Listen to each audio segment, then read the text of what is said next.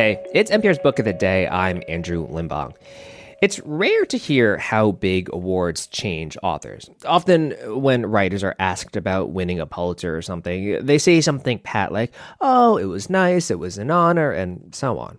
But in Jason Mott's new novel, we might finally get some real answers. The book is called People Like Us, and it's a bit of metafiction into the life of an author, including what it's like to win a fancy award. Mott won the National Book Award for Fiction in 2021, and in this interview with NPR's Ayesha Rascoe, he talks about how this book was almost a memoir, but writing in fiction gave him just enough wiggle room if he was feeling a bit too exposed. That's ahead. This message comes from Sony Pictures Classics and the new film East of Wall, a portrait of female cowgirls in the New West directed by Kate Beecroft. A rancher must cope with her family, losing her ranch, and providing for a group of wayward teens. Only in theaters, August 15th. This message comes from Wise, the app for using money around the globe. When you manage your money with Wise, you'll always get the mid-market exchange rate with no hidden fees. Join millions of customers and visit wise.com. T's and C's apply. Jason Mott won the National Book Award a few years ago for Hell of a Book. And he knows everybody's looking for the writer's life in whatever they've put on the page. If I wrote a story about dinosaurs and spaceships, someone would be like, well, were you that dinosaur on page 97? I feel like that happened to you. And so for his latest novel, People Like Us, Jason Mott says he's leaning into the character-writer confusion. Like in the chapter when someone asks his first-person protagonist, also a novelist, a simple question. Do you love America? For the record, I know my lines in this particular scene pretty well. Yeah, I say, sure thing. Hands on a stack of Bibles, I do. Love her from sea to shining sea. But I already know what you're thinking. Why? Or maybe how? That's fair, doll. I'll be the first to admit that it's got more than its fair share of problems. But hell, who ain't loved someone who was broken? We all got that one person in our group that's a little rough around the edges. That person we warn new people about before they show up at the party. But hell, we still invite them to the ball drop, don't we? So that's what America is. It's that friend that you love, and you also give a disclaimer to others about. The land of the free is still my on my friends list. Still on the same text thread as always been on. She still matters to me, even if she could be better. And even more than that, she's my home. Nailed it. Every line, every syllable. Now that's a kind of practiced answer. There's another one that you give a little later, or the first person author, I should say. He's talking about a girlfriend who said, I love you to him all the time. And then he says something that I found really profound. He didn't understand why she had to say it so much, why she was saying it like 30 times a day. And then he says, then I figured it out. Sometimes when someone says, I love you, what they're really doing is asking, do you love me? Now I probably say, I love you to America 30 times a day. Talk to me about both of those answers that this character gives and what that says about his relationship to America. Yeah, I think it says he's got a pretty complicated relationship, as I feel a lot of people do. I'm someone who lived here my entire life. I live on property that my father and great-grandfather all owned. It's this very deeply rooted family land that I kind of exist on. So for me, America has been home and always will be home. And yet at the same time, America is full of problems. Like, it is a pretty scary place right now. This author, who is very loosely based on myself, he's trying to figure out his own position on how he feels about America and what that means. Well, can you explain what's happening in this novel? Because there are these parallel stories. How do you describe this? It's the story of two authors. One author is traveling around Europe on a book tour after he's just won a very big writing award. And the other author is traveling around America in the wake of a school shooting that has happened. One author is exploring what America is from the outside. The other author is exploring America very much from the inside in the wake of gun violence. And you say that the first person author who's traveling outside of the U.S., that he's loosely based on you. Is the other character, Soot, is he also loosely based on you? Which one is you? That's what I'm asking. Which one is you?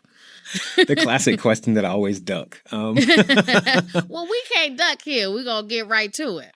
Well, so they are both based off of me very loosely. This book started out as my attempt at a memoir, honestly. My last novel, Hell of a Book, had these two same characters. And after I finished it, I started writing a memoir just about myself and about kind of my association and my connection to America.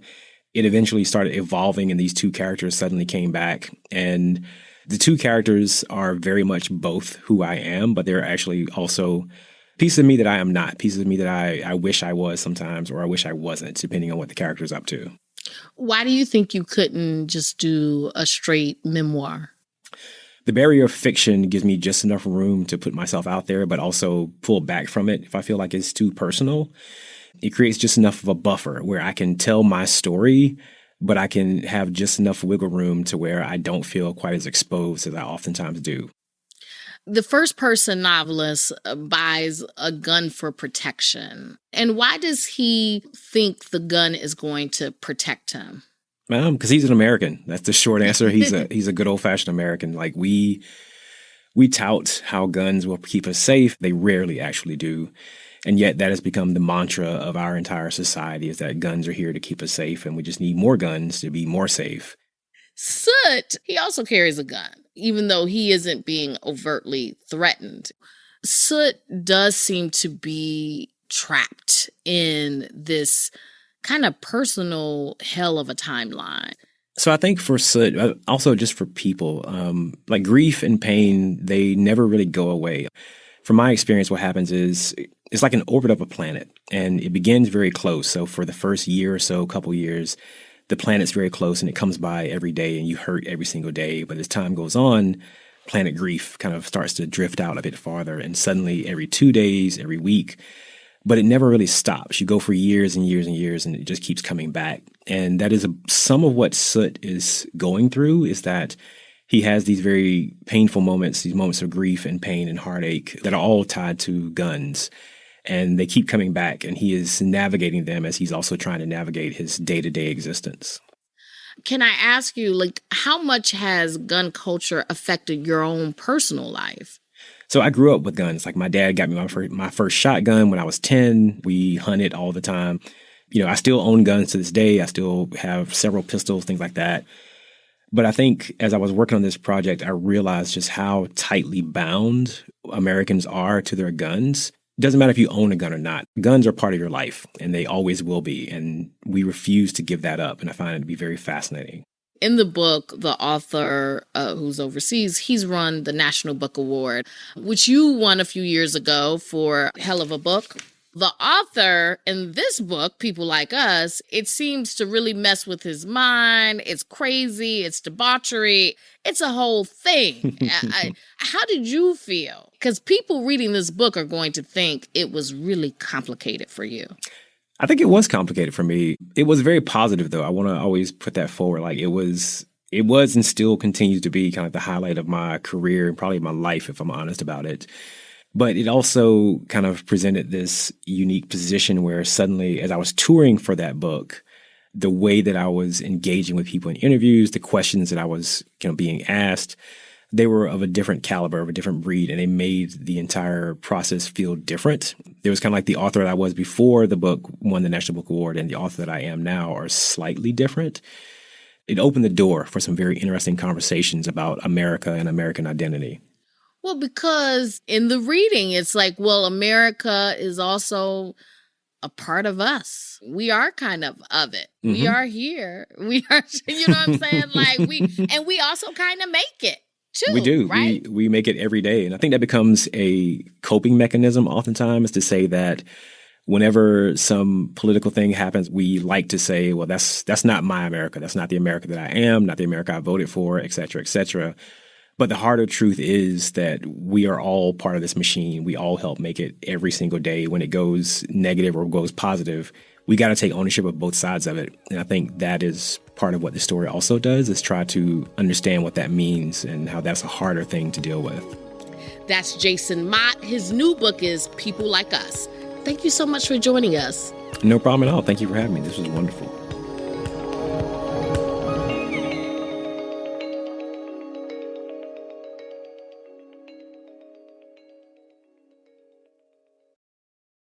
Support for NPR and the following message come from Indeed.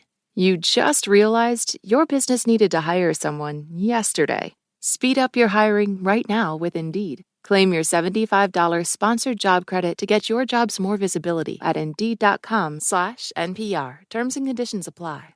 This message comes from Schwab. Everyone has moments when they could have done better. Same goes for where you invest. Level up and invest smarter with Schwab. Get market insights, education, and human help when you need it. This message comes from Jerry. Are you tired of your car insurance rate going up, even with a clean driving record? That's why there's Jerry, your proactive insurance assistant. Jerry compares rates side by side from over 50 top insurers and helps you switch with ease. Jerry even tracks market rates and alerts you when it's best to shop. No spam calls, no hidden fees. Drivers who save with Jerry could save over $1,300 a year. Switch with confidence. Download the Jerry app or visit jerry.ai/NPR today.